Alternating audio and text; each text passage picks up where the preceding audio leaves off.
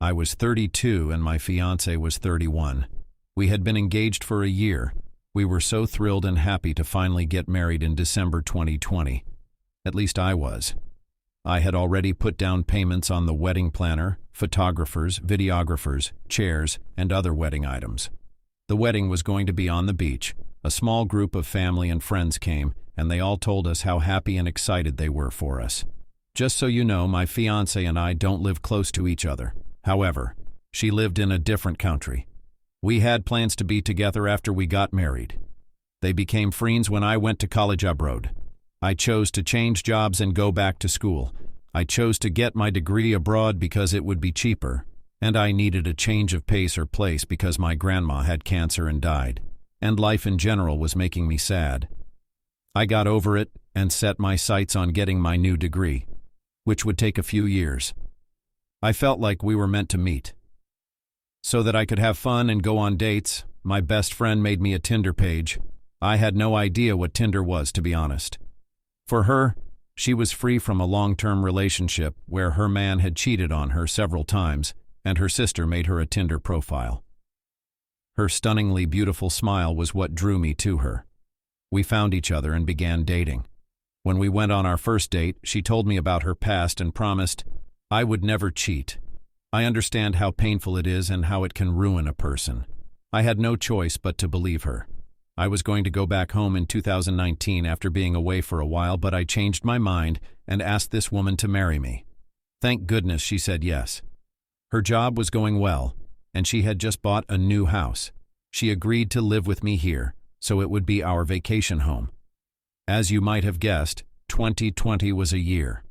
In March, I was going to come to her for vacation, but COVID-19 canceled everything. We put everything off in the end because we were both busy with work. But after the lockdowns hit, we were able to handle things. It was a daily video call that would last for hours. Sometimes we wouldn't end it until one of us was asleep. Even though COVID-19 messed up our plans, I was still very happy. As October came around, it looked like COVID-19 was beginning to be under control, or at least there were rules in place in some countries that let me visit her. In secret, I bought a plane ticket to visit her. I told her I was taking the boys camping, so it wouldn't be weird if we didn't video call for a few days. When I got there, I was put in quarantine for 3 days. After getting a negative swab test, as promised, I was let go. I went to her apartment right away and used the number on her door to video call her. She seemed very happy, but it took her a while to get to the door, which I thought was strange. She opened the door, and we hugged and kissed. Then I gave her her birthday present. Her old phone was giving her trouble. For her birthday, I bought her a new one, but I could only give it to her now. Her accounts and everything else were moved to her new phone, and she told me she was so glad I was with her. She always goes to her gym to box in the morning, so I was left alone in the apartment. I just played on my phone because I was bored. I saw that she had left her new phone on the bed after being bored for about an hour.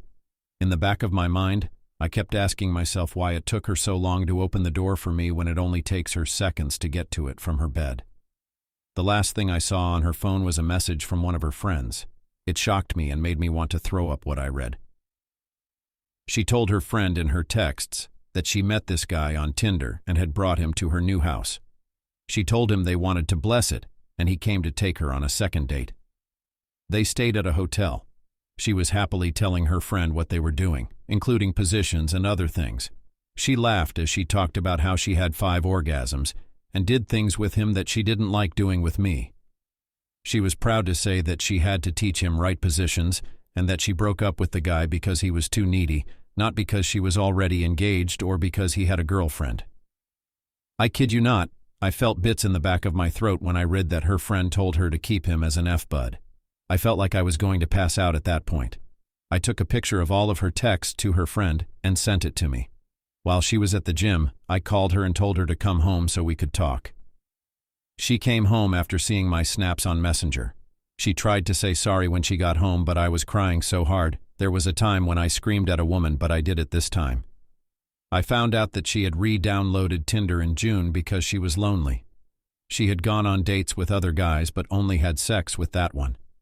The reason it took her a few minutes to answer the door was because she forgot to delete Tinder after the event. I was hurt and shocked so badly. She had lost my trust, and I knew we were over because we lived far apart. I chose to post on Facebook that the wedding was off, and then I tagged her with screenshots of the messages she sent to her friend.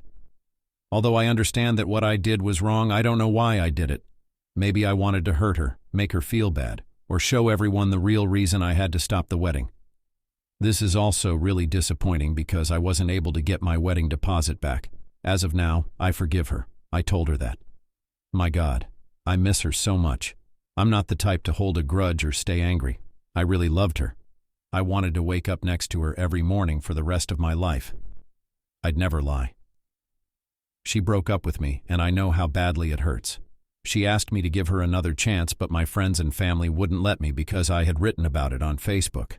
I really wanted to give her another chance, and I'm sorry I wrote that on Facebook. Since then, a few days after the post, I completely removed it. After some time, I saw her again. We hugged and I kissed her on the forehead as I always did. I remember telling her to be glad. That was the last thing I told her. Play music. Just a quick note from Mo, the music man. Your friends are right. You should stay away from her forever.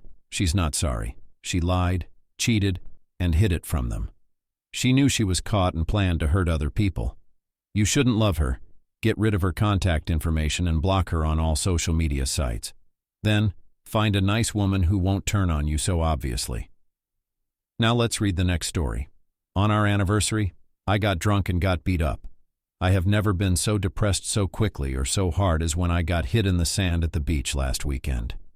It was my last date with my soon-to-be ex-wife. I got really drunk and met some strange people on the beach. Things looked good. I think I flirted with the guy, but I'm not sure. I was feeling down. I don't believe I would have started the fight. Since the first hit, I knew this one would stick with me for a while. Over the last few days, I've been crying a lot and wondering if maybe I earned everything. It's possible that I'm a huge jerk who never deserved to be loved or admired. Now I'm supporting a child by myself without paying alimony. Every month I pay $1,450, which is half of my salary. The rent for the soon-to-be ex-wife is $1,250. I'm now paying her and my ex-best friend's rent so they can give my daughter a nice place to stay when she comes to visit. Every time she talks about her mother, I have to stop and cry. There isn't much to rent in the place where I live, and there's no work for a man with my skills.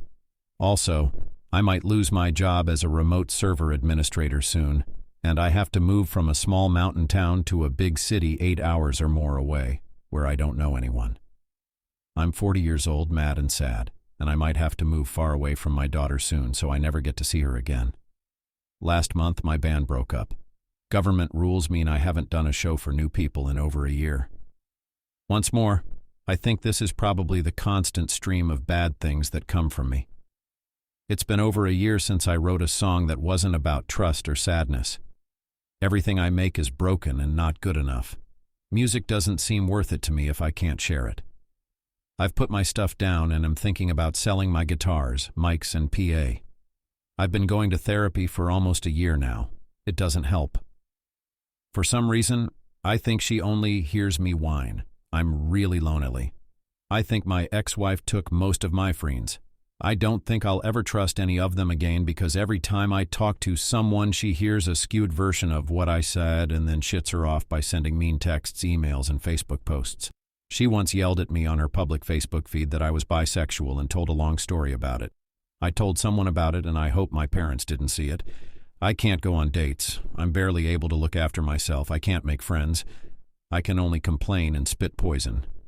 But I don't want to be here for my kid because I'm afraid that seeing me deal with my sadness will scar her for life. I'm really sad and lonely and I don't know how to feel better.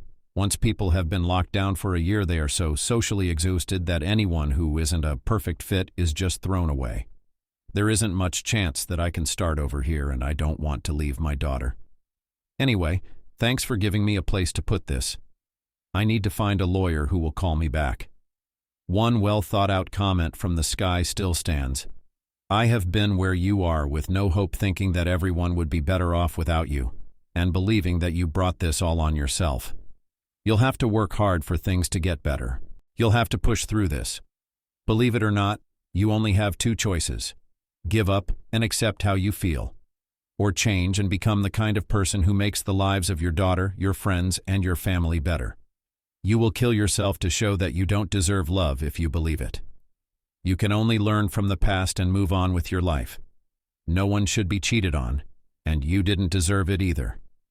Even if you weren't the best partner, there are better and less harmful ways to deal with disagreements than lying and cheating. You're not yet out of work, so there is no need to worry. Think about what to do in case it does happen, but don't go through it twice if it does. Even if you have to move, a fresh start can be a chance if you let it be. Even though my kids lived 7 hours away, I still saw them. It wasn't as often as I would have liked, but when they were with me, I made sure to pay attention to them. Like you, I'm an artist. Write to get rid of that bad vibe. Let music help you deal with how you feel.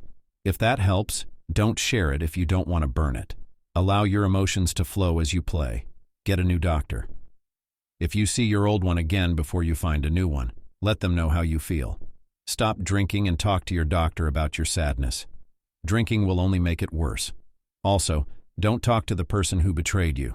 Stay away from her as much as possible. Tell your friend that you and she don't need to know each other's business.